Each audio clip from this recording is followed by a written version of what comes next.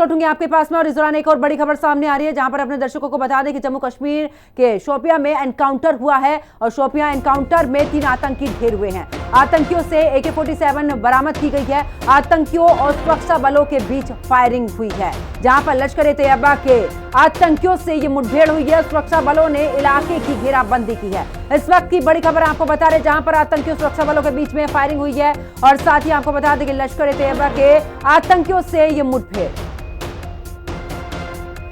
और चलिए रुक करते एक और बड़ी खबर का, जहां पर राजौरी में बड़ी साजिश जो है वो नाकाम की गई है। सेना ने जिंदा बम को डिफ्यूज किया है। बड़ी खबर आपको बता रहे, जहां पर बता दें कि इस दौरान राजौरी में बड़ी साजिश को नाकाम किया गया है और तत्परता दिखाते हुए सेना ने जिंदा बम को डिफ्यूज किया है, जिसकी आवाज भी काफी दूर तक सुनाई दी है। तो राजौरी में बड़ी साजिश को सेना ने फिलहाल नाकाम कर दिया है। सेना ने जिंदा बम को डिफ्यूज किया है और राजौरी में ये बड़ी साजिश यहां पर नाकाम की गई है। आपको बता दें कि जिस समय पर ये जो बम मिला है, जिंदा बम, इसको डिफ्यूज किया गया, उसके बाद इसकी आवाज काफी दूर तक सुनाई दी है।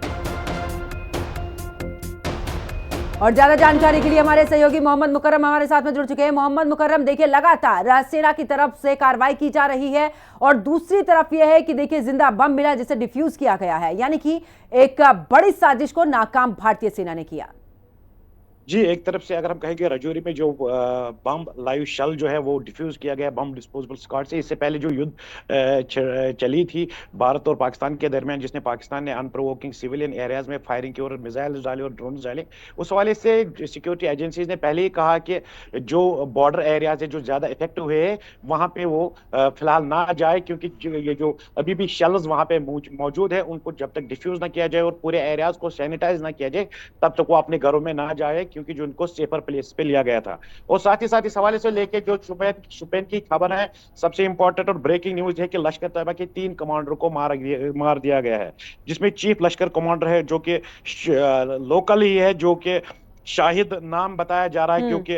हीरपोरा शोपियान का ही है और जो इन्वॉल्व था, जो बीजेपी का सरपंच, उसको मारने में इन्वॉल्व था। और साथ ही साथ जो सेकंड टेररिस्ट है वो आइडेंटिफाई हुआ है, जिसका नाम है अदनान शफी डार, जो कि मलहुरा शोपियान का ही रहने वाला है। यानी कि 2 शोपियान के ही रेजिडेंट जो है शोपियान के रहने वाले, जो 2 आतंकी, इनको आइडेंटिफाई किया गया है और तीसरी की बॉडी को जांच कर रहे। 3 आतंकियों को मार दिया गया है और जिसमें लश्कर तैयबा का चीफ ऑपरेशनल कमांडर भी शामिल है। और जो बॉडीज रिकवर किए गए हैं वहां से एनकाउंटर साइट से, और खासतौर पर जो एम्यूनेशन वहां से रिकवर किया गया है वो है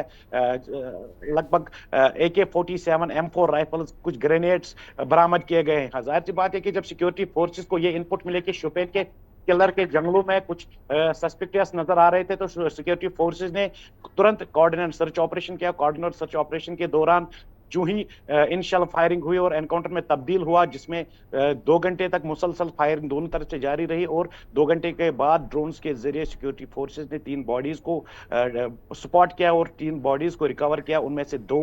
शोपियान के ही अब जो आइडेंटिफाई हुए, एक अभी उसकी आइडेंटिफिकेशन नहीं हुई, यानी कि कुल मिला के 3 टेररिस्टों को मार दिया गया है किलर फॉरेस्ट में, जिसमें 2 लोकल्स है, अदनान और शाहिद, जो कि दोनों शोपियान के ही रहने वाले हैं।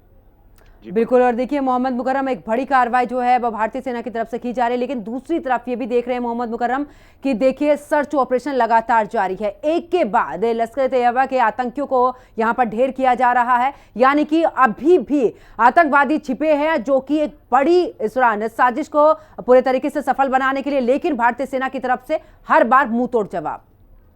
जी, सिक्योरिटी फोर्सेस तो लगे हैं, क्योंकि जो जीरो टॉलरेंस टेररिज्म के खिलाफ मुहिम छिड़ी है और जो ऑपरेशन सिंदूर रहा, उसके बाद भी कल प्राइम मिनिस्टर नरेंद्र मोदी ने कहा कि terror and talks will not go together, यानी कि टेरर और टॉक्स एक दूसरे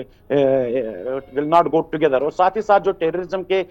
खिलाफ यहाँ पे जो सेना काम कर रही है उनमें कोई असर नहीं पड़ेगा और सख्त से सख्त मजबूत, यानी कि एक तरफ से हम कहेंगे कि इसको बढ़ा दिया जाएगा, इसको इंटेंसिफाई किया जाएगा, क्योंकि जो ऑपरेशन सिंदूर के बाद